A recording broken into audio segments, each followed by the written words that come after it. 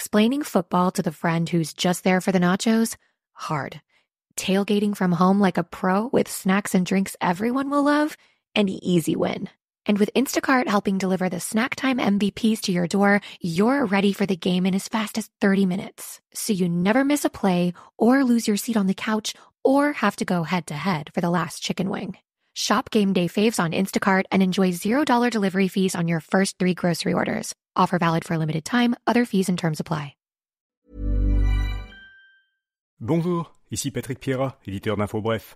Voici l'essentiel des nouvelles en ce lundi 16 septembre. Donald Trump semble avoir été visé par une nouvelle tentative d'assassinat. Des agents des services secrets américains ont ouvert le feu hier sur un homme armé au club de golf de l'ancien président républicain à West Palm Beach, en Floride, où Donald Trump était en train de jouer. Le suspect a pris la fuite, mais il a été arrêté par la suite. Le FBI a ouvert une enquête. Air Canada n'aura pas besoin de suspendre ses vols. La compagnie aérienne et le syndicat qui représente les plus de 5000 pilotes d'Air Canada ont signé un accord préliminaire pour une nouvelle convention collective. Les pilotes doivent encore accepter l'entente le mois prochain. Les vols d'Air Canada ne seront donc pas perturbés à court terme.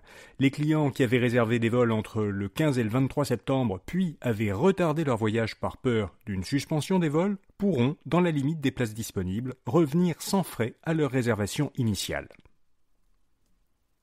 Le Parti libéral du Québec demande au gouvernement d'améliorer l'accès aux services de francisation.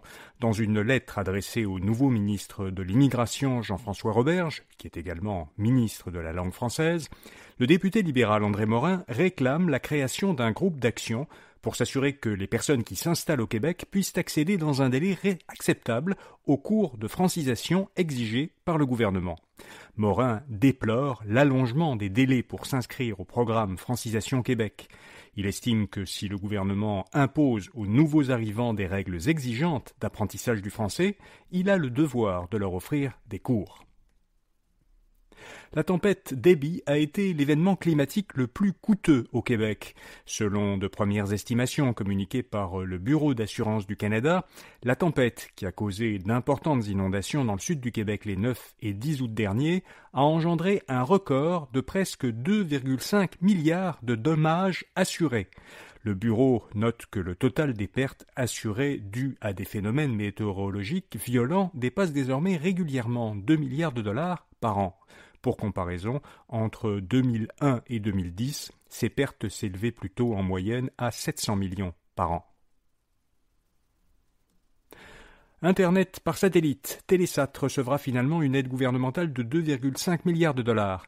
Ottawa et Québec ont annoncé une entente avec l'entreprise d'Ottawa, Télésat, pour lui permettre d'achever son réseau d'Internet par satellite, Lightspeed, puis de l'exploiter.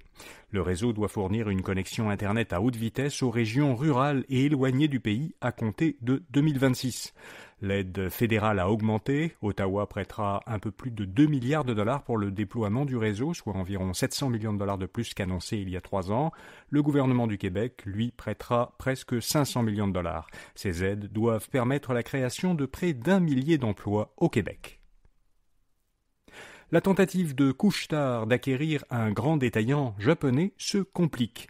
Le ministère des Finances du Japon considère désormais l'entreprise 7&i, qui exploite la chaîne de dépanneurs 7-Eleven, comme une entreprise essentielle du secteur industriel japonais.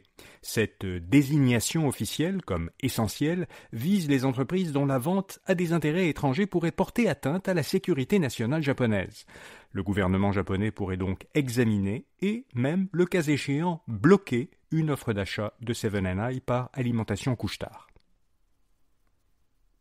Lolé achète Louis Garneau Sport. La marque montréalaise de vêtements de sport et de plein air a annoncé l'acquisition de l'entreprise fondée par l'ancien coureur cycliste Louis Garneau et de 3 de ses marques de vêtements et d'équipements de sport, Garneau, Sugoi et Sombrio. Aucun détail financier de l'accord n'a été divulgué. Dans un communiqué, Lolé indique que cette acquisition est une étape importante dans son expansion et qu'elle vise à renforcer sa position sur le marché mondial des vêtements de sport. moins d'un Canadien sur deux est très satisfait de sa vie actuellement. Selon Statistique Canada, 49% des Canadiens ont fait ce constat cette année, alors qu'ils étaient 54% en 2021. La baisse est encore plus marquée chez les 25 à 34 ans. Seuls 37% se disent cette année très satisfaits de la vie qu'ils mènent actuellement. Les difficultés financières pourraient être une cause de cette baisse de la satisfaction. L'agence fédérale note que la proportion de Canadiens qui éprouvent des difficultés financières est beaucoup plus grande cette année qu'en 2021. C'est 32% cette année contre 18% en 2021. Aux États-Unis, les AirPods Pro d'Apple peuvent désormais servir d'appareil auditif. Apple avait annoncé la semaine dernière une nouvelle fonctionnalité d'aide auditive pour ses écouteurs AirPods Pro 2 sans toutefois la lancer officiellement parce que la société était encore en attente d'une approbation des autorités. Cette fonctionnalité permet d'amplifier de façon sélective certains sons comme la voix humaine. Or, quelques jours après l'annonce d'Apple, la Food and Drug Administration des États-Unis a autorisé le logiciel qui alimente cette fonctionnalité. La FDA a qualifié les AirPods Pro 2 comme étant la première combinaison d'appareils et de logiciels d'aide auditive qui est vendue dans des réseaux commerciaux autres que des réseaux spécialisés. Comme chaque lundi, InfoBref vous fait découvrir une jeune entreprise québécoise innovante. Cette semaine, on vous parle de la jeune pousse montréalaise Rely On. Elle a mis au point une solution technologique qui est dédiée à la gestion et à la maintenance des infrastructures de recharge pour véhicules électriques, autrement dit essentiellement des bornes électriques. Pour en savoir plus sur cette technologie, lisez le portrait de Rely On à infobref.com. Voilà, vous savez l'essentiel. Bonne journée et à demain matin.